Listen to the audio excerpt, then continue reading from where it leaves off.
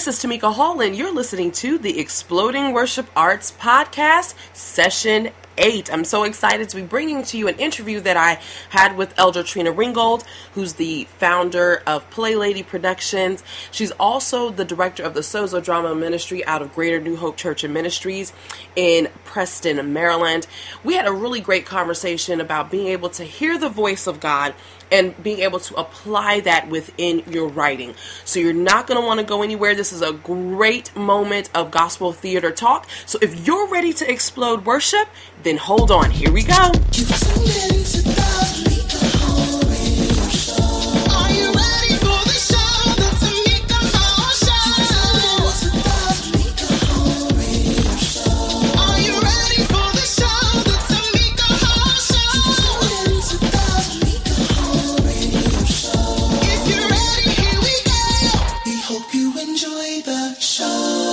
Elder Ringgold, thank you so much for joining us tonight. How are you doing this evening? I'm doing well. Thank you for having me. I'm really excited to have you on the show, and like I said, I could think of nobody else that I know personally that truly follows the voice of God. So thank you so much for taking your time out, because I know you're truly a busy woman. So I wouldn't have had it any other way. I just want to kind of just start off with a question I always ask everybody. What does gospel theater mean to you? Gospel theater, to me, is the heartbeat of me. It's the blood that runs through my veins. Gospel theater means so much to me because drama is so important in these days, because you can see yourself on stage and nobody has to personally pick you out.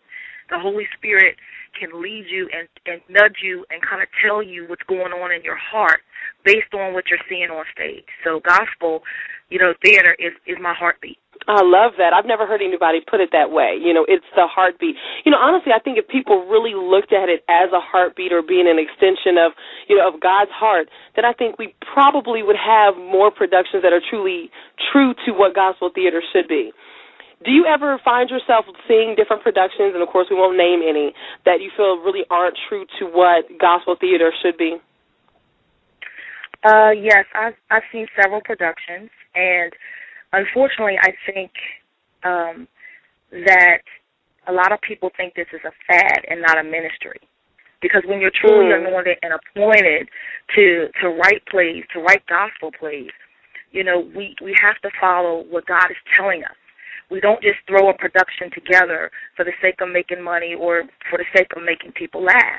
You put a production together simply because God has told you to, and He's leading you and guiding you in writing, and you're listening to the voice of God as you're writing it, as you're creating it. So I've seen a lot of plays today. I'm sorry.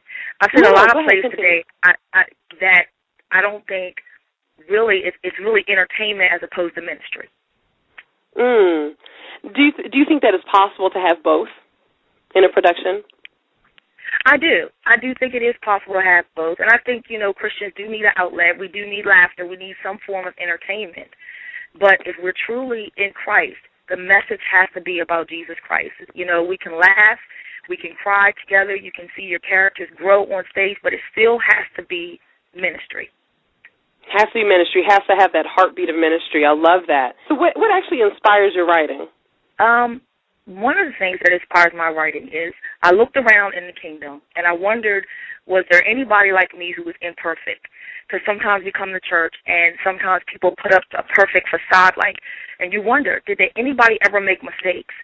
So I started praying about it, and God had His hand on my heart, and I just said, you know what, I'm going to write plays about imperfect people that can be used by God. So most of the time when I'm writing a play, you're going to see a person who makes a lot of blunders, makes a lot of mistakes, but God, in the end, still uses them, and He still gets the glory, because I'm writing about myself. How do you go about starting your whole writing process, and thinking about what your overall mission is, which, of course, is ministry, and you're writing about imperfect people that are working to be perfected, in essence. So how do you start your writing process off? Well, I don't really start with the traditional writing. I know some people, do the outline and everything. What happens to me is I'll get an idea. God will drop an idea in my spirit. And I'll meditate on that idea, kind of marinate on that idea, and then I'll just begin writing. Sometimes I'll write the end first and work my way backwards, or sometimes I'll start right in the middle of the play and then skip around until I have a whole play. And then there are other times when I write it in order. It's kind of according to the Spirit of God. Okay, so again, you totally just go by the Spirit of God. Now, a few minutes ago you actually said sometimes you kind of have to put it down and then you kind of have to pick it up. Do you give yourself a timeline on how long it should take you to get a play written, or do you really just go by what you're feeling at the moment? No, I really don't give myself a timeline at all because I don't want to rush anything. So that's the reason why I don't work in that time frame. But normally, it usually takes me about 6 months to create a play. And that's because, I'll start off at a certain place, and then, like I said, I'll put it down, it'll rest for about a month. And then God will drop another idea in me, and I might, create 10 more scenes from that. And then, it just goes by the Spirit of God. Now, sometimes if it's needed for the ministry, I'll try to put myself in a timeline so that I can kind of focus better and then, and incorporate, some steps there. But most of the time, it takes me about 6 months. Okay, about 6. Now, do you have somebody that reads over your play after it's over? Do you have somebody that proofreads it, or do you generally do that yourself? Most of the time I proofread it, but what I'll do is I'll send it out to a couple of my friends who I know love plays, and they're going to tell me the truth. And so I'll send it out to them, and they'll tell me, Treena, I think this is missing, or Treena, I think I need a little bit more of this character. And then I'll pray about it, and then God will just drop it in my spirit, and as I write, it's really by faith. And as I write and type the first sentence, all these other ideas come flooding through, and I'm able to type and type and type until that scene is finished. We're talking about hearing the voice of God when it comes to our writing, and actually, let's just start there in our writing. How did you get started writing? Because a lot of people I speak with, they kind of knew from the very beginning that writing was in their blood, and, this is something that they were going to do. Was that always your story? In essence, but the problem with me is I think I started about in the 4th grade where I would make up stories, and my teacher, I remember him saying, Treena, you're a great story writer. But along the way, bumps and bruises and trials and tribulations happened, and I didn't think that I could do what I loved for a living. I didn't think there was any merit to my writing. So for years and years, I dropped it. I just went to school, got through the classes, didn't even have an inkling that this writer, God had deposited this writer down inside of me. So I was working, with the dance ministry for about 8 years. All of a sudden, one New Year's Eve, we needed a play. And I was able for that season for lunch date, I was able to write that play in a week. And we had like 2 months to put it on. And so we got together, worked really hard, and put on, I put on my first play through Greater New Hope Church and Ministries. And from that time on, God has not ceased to talk to me about plays. It's just like something was birthed in 2007. So I didn't take the traditional road at all. Were you commissioned by, your pastor to, and everyone, we actually have the same pastor. He's awesome. So, and I know that I might be a little bit biased, but I will have to say it's Bishop Dane Andre Coleman. We have the same pastor. He is phenomenal. Yes. But did Bishop Coleman, did he commission you to write the play, or was it just something where you guys kind of said, hey, we need a play, and you volunteered to write it, or how did that happen? Well, it was actually his wife. I worked with First Lady Levita Coleman, and we actually worked together on that dance ministry, and we were kind of looking for something different, and we wanted to tell a little story through dance, and it ended up when I went home and I started writing, it turned into a play. It literally turned into a play on the pages, and I brought it back to her with the ideas, and she loved it, and she said, let's do it, and we kind of it was all by faith. We just took a gamble. We took a chance. You actually brought up something that is very interesting, and I actually had a past guest, Miss Talia Scott. She also spoke about how she started off, kind of well, I can't even say it correctly, but she came under her church ministry to she used that as a launch pad for her productions. Now, how did you do that? Because some people really, they just don't want to do it. Or, they have, I guess, some crazy notion that people are going to take their work. Or, how is it that you were able to do that and truly be passionate about what you were putting on stage, and it wasn't about you, but it was still about the ministry? How were you able to separate all of that? Well, I mean, I think it, like I said before, I think it was just by faith. I think it was meant to be. I wasn't pushing, a lot of people you meet, in this business can be pushy, kind of pushing their way to the top, kind of, stepping on people. But the purpose of my heart really wasn't to do that. We needed something. We needed ministry for watch night. And so it kind of burst from there. And it just blossomed. I really, to be honest, I'm just a vessel that God uses. That's how I look at it. It blossomed under His umbrella. And I think that's how I'm kind of able to kind of go between the two, if that makes sense. No, it does. I think it makes perfect sense. And I think that at the end of the day, if we are listening to the voice of God, and, you said it a few times, going by faith, then, hopefully if we're not about greed and we are about ministry, then we should be able to keep those two things separate. I wanted to ask you, you write, obviously, it's Gospel Theater, it's your heartbeat. And so when we're talking about ministry and we're talking about the heartbeat, what are some of the topics that you've written about? Some of the topics that I've written about, I'll take Preach the Word, for instance. One of the reasons why I wrote Preach the Word is because I like to talk about what the church doesn't want to talk about. And if you look around lately with our schedules, we are so busy. We're running around. We're doing so many different things. And as in the kingdom as a whole, I saw a lot of men and women being taken out of their homes and under the guise of, okay, I'm going to preach, or I'm going to go to this event. Don't get me wrong. I'm not, talking about preaching and going to different events. But what I wanted to show is what happens to your home when you're not there. What happens when you take that man out of the home too much? How the enemy can even use you preaching and you teaching to different churches and different places and kind of lose your home. So I like to write about what is not surface. I like to write about what people don't really want to talk about or what other people kind of glaze over. Have you ever felt pressure not to talk about those things? Because if you think about it, a lot of times, I think even some preachers nowadays are often well, I won't say preachers, but the church as a whole, I think, at different times can be criticized because people oftentimes will look at us from the outside and say, well, you don't deal with real issues. Do you ever feel pressure to not deal with, those hard-hitting, controversial issues? To be honest, sometimes it can be a little scary.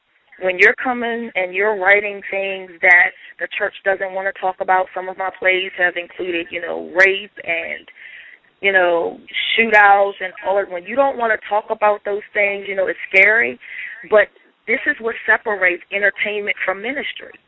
If God has given you that gift and you say, okay, God, I'm going to do this, I'm going to write, and I'm going to write about what you tell me to, you have to be obedient to His voice.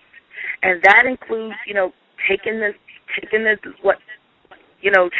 criticism, taking whatever people have to say about you, because it's really not about you. God has something He wants to say to His people. And the thing I love about drama is, you don't know who you're hitting, and it's not embarrassing. You don't have to come up and raise your hand. The Spirit of God can be moving on you right in your seat, and nobody even has to know. So all of those embarrassing issues, all of those things you might not want to deal with, all of those pains and all of those sorrows, God can deal with you right in your seat, and nobody else will have to know about it. I love that. I love that. And you're right, it can be scary. And, so in thinking about tapping into those hard-hitting issues, how do you deal with casting for those parts? Because obviously, it's more than just somebody that has a talent. Do you look for, okay, I'll put it this way. There are some shows that that the people that are in there are not necessarily living a life for Christ.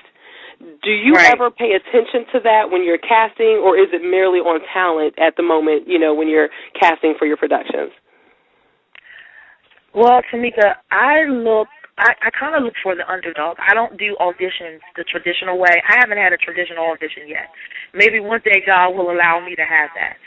But I look for a combination of things. I look for hidden talent. And for those people that are already in it or already talented, I look at them as well. But I look, it's Sozo Drama Ministry for a reason, and I know I'm bringing that up. It's healing for a reason. So I look for the underdog, somebody who normally wouldn't act, or somebody who is in the background. And, God will lead me to that person and say, I think you can do this part. And so throughout the play, not only are the people, once we put that ministry on, the people in the audience getting healed, but the people performing the play are building up confidence, they're getting healed, and they're doing things that they never thought they would.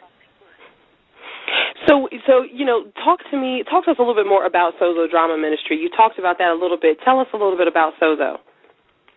Well, Sozo Drama Ministry is under the umbrella, as we spoke about, of Bishop Dane A. Coleman, and we named it Sozo Drama Ministry because Sozo is the Greek word for saved, and it means being healed and delivered. It's being rescued. It touches the whole person. So we named it Sozo Drama Ministry because, as I told you earlier, I want to write about people that made mistakes, and I want to write about people who fell down. I want to write about people who were hurting. But in the end, it always comes out to true healing. And it touches that whole person, body, soul, and spirit. And so that's what Sozo Drama Ministry is about. It's about touching that, reaching the world and touching that whole person. It's about, healing in the audience and healing on the stage so that the power of God can come down and to help you birth into your purpose. We've talked about Sozo Drama Ministry. Is there, when you're talking about forming a drama ministry, is there a difference between a drama ministry and a production company? Do you think there's a difference? I do, in a sense, because I guess it's really based on who's heading up the drama ministry or the production company.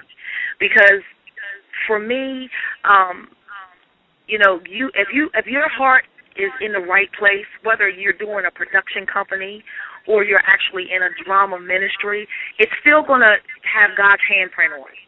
Mm-hmm. But if your heart is about the money and about the status and about the fame, you're gonna be missing a little something. That's how I feel about that. I think it kind of depends on the person. Got you. So it just seems like, at the end of the day, it has to be about Christ. That's just what it has to be. Everything we do has to be about Christ. And one thing I believe, the one thing that I'm seeing, and I wanted to say real quick, is I believe in originality. Mm-hmm. I love my fellow playwrights, Christian playwrights. I think it's great. I think they're funny, some of them. However, I believe in originality. I believe in original scripts. I believe in original comedy if you're going to do it. I don't really think that we should take from different places and then call it our own. I've seen a lot of that as well. Do you have any advice, just to kind of sum it all up, do you have any advice for other playwrights on how to truly hear and follow the voice of the Lord? Just make sure, my advice to you is just make sure that this is your passion. Just make sure that God is calling you to do it. Because if he didn't call you to be a writer, if he didn't call you to be a playwright or film producer or whatever you are, then it's not going to work. Christ has to be the center of it, and it has to be your passion.